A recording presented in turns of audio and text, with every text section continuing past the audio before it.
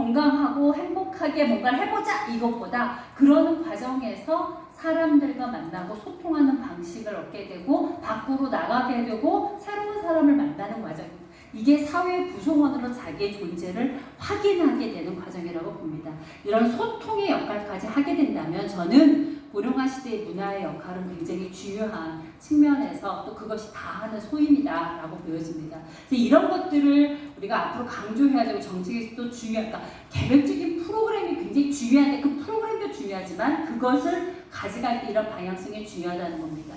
그 방향성의 생각을 할 때 한 가지 고민을 해야 되는 게 뭐냐면 이게 오늘의 주제인 것 같은데 제가 말씀드리는 65세 이상 내지 60세 이상 내지 70세 이상을 하나의 집단으로 보지 말아달라는 것이 제가 만나는 모든 고령자들 관련된 전문가들입니다.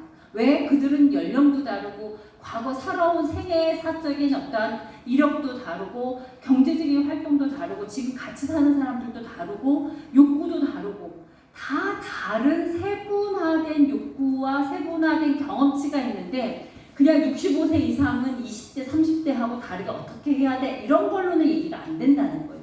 따라서 고령층을 하나의 그룹으로 집단화하는 것이 아니라 세분화하는 뭐 개인 맞춤형으로 하는 것도 참 좋겠지만 우리가 정책이나 내지는 어떤 사업을 할 때 개별 맞춤형으로 하기는 쉽지는 않습니다. 말로는 굉장히 쉬운데 쉽지 않기 때문에 좀 조금 더 다양하게 세분화했으면 좋겠다라는 측면을 말씀을 드립니다.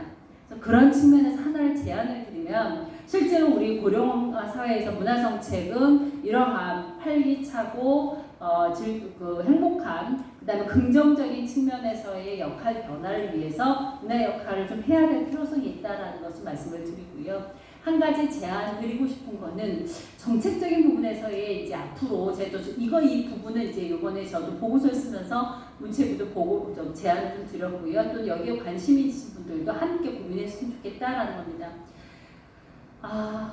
고령층을 세분화하고 그 세분화한 사람들 중에서 1차적으로 우리가 먼저 관심을 가져야 되는 표적 집단을 정해서 전략을 좀 세분화하는 것들이 우리가 필요하다라는 겁니다. 예를 들어서 계속 접근하다 보면 고령층 중에서 제일 타겟이 되는 게 누구냐?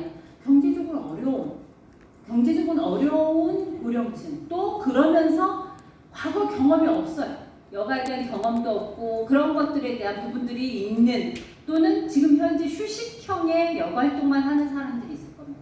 또 그 집단이 아니고요. 여가에 대한 경험은 있지만 또 건강해요. 건강한 상태에서 그 활동을 오랫동안 지속하거나 앞으로 하고자 하는 취미 부자형 집단도 있을 거고요. 또 아까 이제 박 교수님도 말씀드렸습니다만 그 이상이 아니라 고령이나 노인성 질환으로 인해서 혼자 생활하기가 어렵고 누군가의 도움을 받거나 지금 와병 중이거나 내지는 지원을 받고 있는 지지를 받고 있는 그러한 노인들의 집단도 굉장히 많다는 것. 또는 사회적이고 심리적으로 사회적인 관계나 처방이나 치유가 필요한 집단도 있어요. 최소한 이러한 집단을 좀 세분화해서 이들에게 접근해야 되고 이들에게 접근하는 방식도 경제적으로 지원을 할 건지 교육 지원이 필요한 건지 커뮤니티 연결해 줄 건지 공간이 필요해서 자녀들끼리 모임 장소를 지원할 것인지 정보를 지원해서 더 많은 것들을 활동을 할 수 있게끔 하는 건지 치유적인 측면을 얘기할 것인지 또는 노노케어나 문화 관련 서비스 일자리를 지원할 것인지에 대한 고민을 해보자라는 겁니다. 한 가지만 마지막으로 말씀드리면 요즘에 고령층의 가장 큰 이슈 중에 하나는 뭐냐면 요양보호 관련된 내용이에요. 특히 노노케어 중에서 지금 요즘에 제 주변에 있는 저도 이제 부모님들이 양쪽 다 요양보호 등급을 받으셔서 다 요양보호사들이 집에 오세요.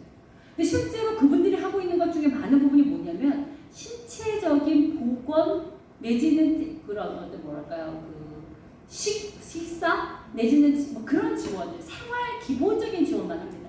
그런데 그들이 원하는 것 중에 많은 부분이 문화나 여가에 대한 지원도 수요가 있고 욕구가 있다는 거예요. 그래서 제가 이제 이번에 문체부에 제안한 것 중에 보건복지부랑 같이 협업해서 실제로 이 요양보호사를 교육하는 프로그램에 문화여가에 관련된 전문가들이 투입되거나 전문가들이 요양보호사로 현장에 나갔을 때 조금 더 인센티브를 줄 수 있는 방식에 대해서 고민해보자.